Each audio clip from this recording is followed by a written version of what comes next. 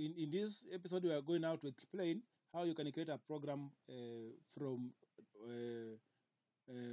for milling. For example, if you're using this part, origin is still here. How are you going to write a program?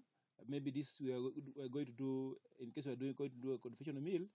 That is which means we're doing a manual part programming. We are using the units are in inches of 0.125 inch around the edge, which means you have to put this. Then all the edges have a fillet. Then the tool is number one. The tool is the half-inch diameter. Half-inch diameter, that is 12.7 millimeter in terms of millimeter. It's 12.7. You're using end mill. End mill. So if you're using those machine to program, you start G9, G90, G20. You can even put G54. You can put G00 for safety, and also G80, and G40. But you don't need to put many G code on the same block. So you can ensure that this one goes to the next block. So G54 meaning you're using one code. This is number one. G00, you're telling the machine that you're using 0 point for rapid positioning. That is G00 for positioning. Then G80, you are cancelling any tool of cane cycle that was used previously. Then G40, you are cancelling any tool nodes, regears, compensations. Then because the tool is number one, from the magazine, tell the magazine to change the tool to number one. And then start the spindle using in the clockwise direction with a speed of 1200 RPM. And then now start positioning the tool to a point of X 1.25 inch and Y 1.25 inch. So it's coming close. It is coming close. If you look at this, this is a zero. This is all of this is 0.75. Then also this is a 1 plus 2, that is 3, 4. So you are just pushing the tool somewhere here. So it comes somewhere here. Then you go to Z. It comes close. Maybe this is where you have clamped your workpiece for the table. So the spindle is somewhere here. So your positioning could come close somewhere here. The tool, and then go deeper. So it goes down to a depth of 0.125.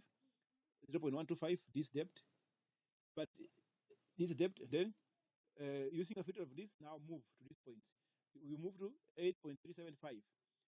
If you look at this from this point up to here, X is going X point 3.875, which means 1 plus 2 plus this is 2, 3, plus this is 4. Yes? You're not going to the tip, you're moving across. So which means if it is 4 minus 0.75, 4 minus 0.375, you will get this value. So it is coming close to somewhere this point here, away. Then it goes number 2 here. This is number 2. This is 3. This is 4. So the 1. So this is number 1, 2, 3, 4. For you to finish, you come back to 1. So you write your N, maybe 60, your N 60, and then your X 3.875. So it will be moving like this. It goes here, it goes. If you want to go the next depth, then you now set another code like G 00, Z 0.125, go up, and then G01, X minus 0. Maybe 125, for example, F5. Then you continue writing the program. So this is how to write a program on Siemens machine. Remember, sorry, on CNC machines, not necessarily on the Siemens machines, because I think I like using Siemens machines. But you can write a simple program like this. So in case you want to learn more on how to write a program, you can book for a session. We'll guide you on how to write a program for this CNC milling and CNC lathe. And you see the sequence how it moves from this point 1, point 2, 3, 4. So this is a depth. It's going down to this depth. 0.1, 2, 3, 4. And then it goes up without cutting. So here it goes up without cutting. So that now it starts positioning. As you can see how the tool is moving. Then if you go now inside, also you check on the dimensions. Dimensions are very key. Dimensions are very important. This is how the tool is moving from number 1, 2, 3, then 4, like that. So you can check from origin here, how far is this point? How far is this point? You're able to know. This point have a value of 2. But if you subtract now, there's a difference here of this value. You're able to know this value 0.375, and then 1. So this from here you're able to know this value that you're also doing what you are compensating the tool. So it should be supposed to 2, but because of the tool is away by this value. So you can go to this point 1, 2, 3, 4, then up. You move up without cutting. So this is how you're able to understand how you're going to cut. If you go now, the next one, this is how you call the climb moving. You see, this is now inside that dot. It's like you are doing facing. And remember, at the end of it, you have this. You see, it has this. This is now you stop the spiral and then stop the coolant. The spiral and then stop the coolant. I'll explain this in detail. Features of this is any execution of a part program, you can, in case the program becomes advanced, such a way that you require to rotate or to do mirror, you have to understand how to use it, to use the mirror functions like G50, G68, for each part of it. But if in case the machine doesn't use this code, check on the manual so that you use the correct code for rotation and mirroring. And also understand how to mirror along which axis. If you're basically along y-axis, y0 or x0, or if it has an origin at the center, so that you're able to know how to mirror. Then you can also scale. Maybe this is the part you want to cut, but you want to scale it to a small part. So you need to know the center of the scale and where you're scaling it so that you're able to write. You can also program helical shapes, how a tool is approaching. The tool is approaching, you can also use IJK to approach the workpiece, helical shapes, like even you want to cut threads, all of them. Also parabolic shapes and cubic shapes, you can also be able to know how to write the program for these advanced features.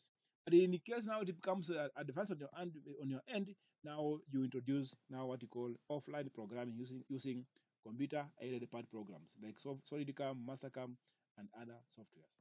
Okay. If we go to what you call computer aided part programming, you will understand why numerical control NC program preparation may be tedious, somehow difficult and complex. Because if you encounter complex geometry, it may be very difficult for you to write a program unless you take a lot of time. Yes, which means it may take a lot of time. And remember, client is not interested in the stories. Even the client is not is not interested in the G codes. Client is interested in the end product. So that's why we say a CNC machine can produce high end quality but low volume. In case you have that machine that is doing low volume, so you need to know how to program so that you minimize material and you improve your time so that your client doesn't complain where time has been overused, but the product has not been delivered. So NC program may be difficult sometimes because you are using manual part of programming, NC machines. But some advantages of this is that if we introduce now what we call computer aided part programming, computer aided part programming, there are errors that will reduce in terms of manual calculations. Because like if you are doing what you call G41, G40, 42, or G43, tool height compensations, if you are compensating these parameters, it may take time to do calculations unless you are expert in that. But if you are a beginner, this one may become difficult for you to compensate these values. Also, simulation. You may not be able to simulate when you're doing manual programming. Because in doing computer programming, you can simulate on the machine, and then you on the computer, you check the program before you take the program out to the machine. For manual programming, you only simulate on the machine, not on the computer. Then you also issues of collision checking. The software can assist you to avoid any collision. But in manual programming, it may be difficult to check because some of the errors may not be seen unless you take time. Preparation time or programming time is very short as compared to manual programming, and also it is easier to program. This is the advantage of using what we call computer aided part program. It is used in industries, applications, areas, in most cases, aerospace industries, where they are using these softwares to help them in automating industries, manufacturing. Basically, this language was first developed by the MIT, I think 1955. So it's good to appreciate them because without them, revolution of industries could have been a challenge. After World War II, that is 1945, that's when the world started now automating systems because the challenges were there in terms of meeting the quality and also meeting the required standards across the world. So this is when what you call automatically programmed tools were introduced, APT, simply programming language, so that you're able to identify and produce the cattle location data. That's when some of the NC machines came into play. They were using those NC machines to introduce what's called kata location. We call them kata files. Kata file